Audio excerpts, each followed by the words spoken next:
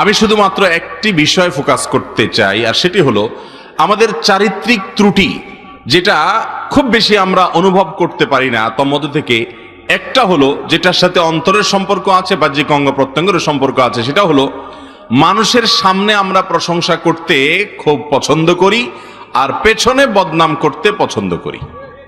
এই রোগটা আমাদের মধ্যে আছে না নাই?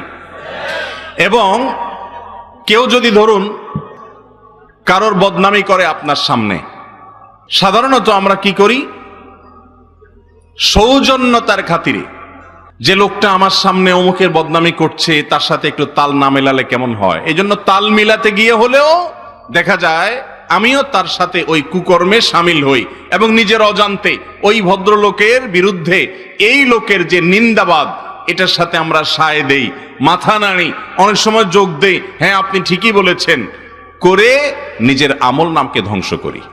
আছে না নাই?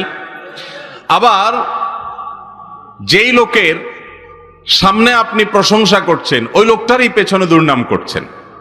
এই রোগগুলো আজ জনে জনে আমাদের মধ্যে আছে না নাই ভাই? সামনে প্রশংসা করছেন কিন্তু পেছনে যাওয়ার পর বা তার অগোচরে আপনি সুযোগ পেলে, চান্স পেলে বদনাম করছেন।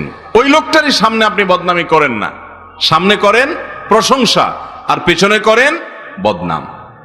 এই রোগটা কোন কোন ক্ষেত্রে চগলখড়িতে পরিণত হয়, আরেকটা কবিরা গুনাহ। নবী করিম সাল্লাল্লাহু আলাইহি সাল্লাম বলেছেন, লা ইয়াদখুলুল জান্নাতা কাত্তাত, আই নাম্মাম, যে ব্যক্তি চগলখড়ি করে এর কথা ওর কাছে লাগায়, ওর কথা এর কাছে লাগায়, সবার কাছে ভালো সাজে, সামনে আসলে সাধু সাজে, পেছনে গেলে দুর্নাম করে, এই রোগের মানুষ, এই বদনামি করা মানুষ, একজনের কথা আরেকজনের কাছে লাগালাই করা মানুষ, সামনে গিয়ে আরেকজনের দুর্নাম, আবার তার কাছে গিয়ে এই লোকের দুর্নাম করা মানুষ, এরা কখনো জান্নাতে যেতে পারবে না।